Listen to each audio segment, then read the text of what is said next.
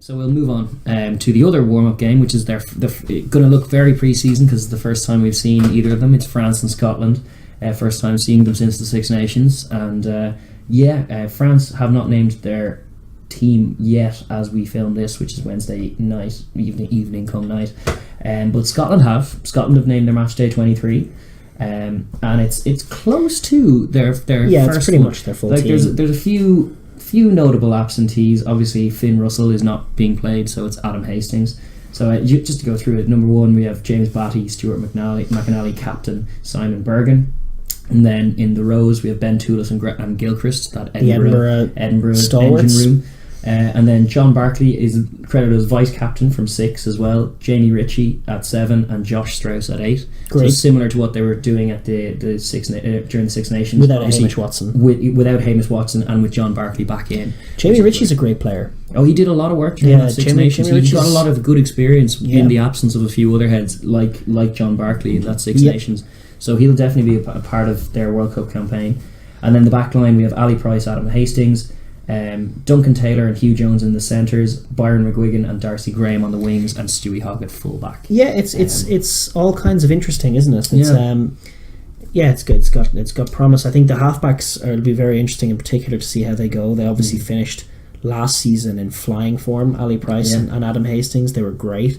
We've seen at the beginning of last season just how ropey they can be when things go wrong. True. So it's probably wisdom in getting them out and warm and early, so that it's away from home. They can, it's in Nice in France, which is like going to be lovely. But it's good to get them a run out somewhere and just playing rugby, getting a ball in the hand. It's a backline designed to attack, isn't it? With Price and Hastings in there, and then obviously Hugh Jones from 13 with Stewie Hogg in the wide channels. That's a backline that they're going to want to try and spread the ball to. Yeah, totally. Like they're going to try and want to move this French pack around a bit.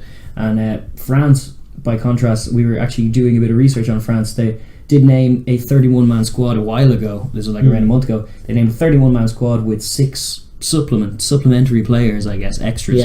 Which is an interesting way to do it, obviously, but it means they're working from 37. It's a bit of a tighter pool than other teams have opted for initially, with a lot of other kind of Six Nations teams going 40 plus big squads. Right. But one thing that you do note just looking through it is, like, yes, there are a few except players from across the top of tours, but there is very much a true line of Clermont and Toulouse axis throughout. Yes. And that's important because they were the finalists and they were the 2 deserving finalists in the top of tours. The best thing about French rugby last year was both of those teams, and it's good that that's reflected in the national side. And it was being more so. The Six Nations was the first time really that any of those Toulouse guys got in, based on obviously Toulouse came out of nowhere and lit up last season in club rugby and in Champions Cup footy, and then the top couture went and won it. So it's good to see them peppered throughout the squad. One of your favourite players, Sofiane Gattoun, didn't get a look in the Six Nations, but is now in there. Yeah, he's a guy who with Fofana could form one of the most exciting centre pairings in world rugby, and their battle with the Tuilagi and Slade, and then Orlando and De La Fuente is actually, that whole centre dynamic that's going to go on in that group is one of the most exciting things about the upcoming World Cup, certainly in pool play. There's a load of guys I'm really excited to see get a head out. Obviously we don't know who they're going to go for from the squad, but in terms of exciting players, I'd love to see Camille Shah get a go at hooker. He's a barnstormer. He absolutely is. Lovely player. Felix Lambie in the row is thrilling to watch. He was one of their finds of the Six Nations. He has a great work ethic. He's a little bit like a James Ryan type player. He does just put himself around for the whole time that he's on the pitch. If it's 60 or 80 minutes, he'll just keep trucking along the whole time and make play after play. Which is good, because their incumbent in there in Vamahina is probably like the opposite inclined. Will make that the occasional play, but might take a few off. Bernard Leroux seems to be covering lock as well, which is interesting. And then obviously Gabriel as well. Aldrit and Ituria in the back row are my pick of them. My favourites, obviously, Picamole is always a show-stopping player as well. But I think Ituria has been great for them, for that French team, for quite a while. He's been one of the few workhorses in that pack. Even though the pack's been constantly rotating, he tends to do a really good shift. Sometimes he's named at 7, and he's not really an out-and-out 7, but he plays a great game from there. Gives them an extra line-out option when he's in the back row as well. A lot of time for Ituria, to be honest. I think he's a solid operator. And to be honest, their pack looks really good then when you start zooming in, and when you look at the props they have, obviously Jefferson Poirot and Priso, in there, but then also you have like Rabah Slimani is aging like a fine wine. Yeah, and then Bamba as well. Demba Bamba is an exciting prospect off the bench even. Yeah. And yeah, they just have some depth there, to be honest, and they're going to try and target that scrum because their pack certainly are big the and Argentinian scrum. You know, for sure. You take your parity against England, you take what you can get against Mako Vunipola.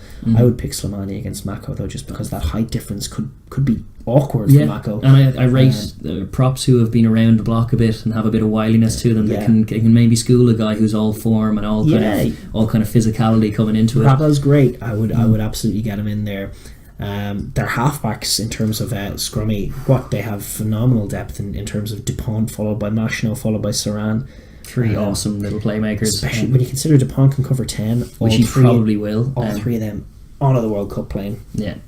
Straight and on then the other two then covering 10 is Camille Lopez and Ntamak, which is that illustrative of that Clermont Toulouse line. Yeah, it's an interesting one because Lopez has to play himself into a bit more form, and Ntamak needs a bit of game time at 10. It does. So I'm curious to see what they go for, what Brunel goes for at out half, because both there's arguments for both. The centres, as we say, Gutoun, one of the best 13s in the world, phenomenal offensive player. Yeah, like really, the in terms of reporting on Toulouse, it's been sort of your Ntamak, Dupont, Ramos and Cheslin circus. Yeah. When quietly Gutoun has been the best player in the club for some time, and he's just link man with everything. He's been running that show, that backline. Yeah, no, it'd be exciting. I would be very, very annoyed if we don't see him get run out that he deserves, because he hasn't been getting it so far. Gutoun and Fofana. And then that's leaving out Fiku and Dumeru, who are also in the squad, but are good cover there as well, but not at that elite level. And then there's Pinot in there as well, who's moved to wing and is going to be starting winger for them. He's capable of playing 13 as well and doing a good job there, but I like him at 14. And it frees you up then to pick any one of Raka, Ramos, Rates, who's also he's one of the supplementary players named, but he's not currently in he can squeeze himself in there, but he's an exciting player too, and it's just interesting that Teddy Thomas hasn't been forgiven. He hasn't been forgiven, and to be honest, I don't hate it. I know he's an absolute showstopper, but I don't like just the way Z bonus of it all, the way he plays the game, the way he plays on the other side of the ball. His defence is shocking. Most of the time, and some of the defensive plays that come out of him and have come out of him in Six Nations have been costly, have been very costly, and he's caused Racing a few games in that sense as well. So as much as the razzle dazzle when he has the ball in hand and he can ruin people is great, Brice Toulon getting no love either. Like what Pinot brings them from that wing is infinitely more valuable than what Thomas was. You're probably right. And then I would like, we don't know what they're going to go for this week. Obviously they could go experimental, they could go full strength, but it's going to be exciting to see if Raka gets a go. He's a guy to watch. Yet another in the long line of Fijian class at the wing position, and Raka's no different. He's a scary prospect for any physically defense. He'll run over you or you'll get the hands free or both, and it's good to see. He's an exciting prospect, and on balance it's a properly good 31 squad, and then 37 beyond that. Like France, write them off at your peril. I know they've been at sea for the last however many years in terms of their contributions to Six Nations and such, but in a World Cup year I'd be fearful of them. And certainly in Nice on day one of the warm-ups, I expect a low intensity contest. I expect maybe low intensity, but both sides will try to play. So I'm expecting a bit of chaotic, quick play, followed probably by an error and a scrum. It's good to see Duncan Taylor back in the 12 for Scotland. Obviously I think Sam Johnson is comfortably the incumbent. But nice little run out for him. Hasn't been in the team for a while that I can remember, and it's definitely good to see him in there.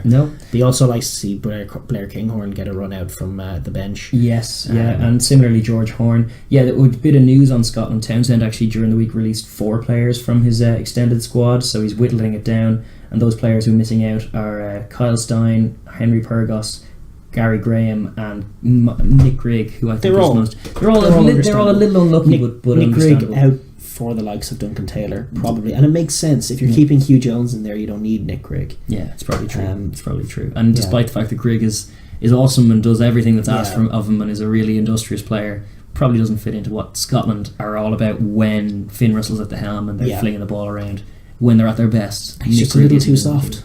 Just a little bit too soft. But that said, this is going to be an exciting game. I'm looking forward to it. I think unlike you, I think it's actually maybe going to be played at quite a pace, and maybe I think it will try-filled and crazy. I would like to see it successful enough, but I'm expecting it to be attempted to be played at pace, followed by an error, followed by a scrum, followed by a French penalty, followed by up the touchline, touch of the top 14 field. No Willem Nell in there to hold up the Scottish scrum this week. That's true, so, which could be Simon very, very Bergen has it all to do. Yeah, well, it's a good test for those other rows. Like, it's a good hit out for both of these teams, because I think, unlike some of the criticisms we've had of other teams, certainly Six Nations, I think Wales are probably not preparing best for the challenges ahead by playing these, like England and Ireland. They're going to be playing the Wallabies. Why would you play England and Ireland?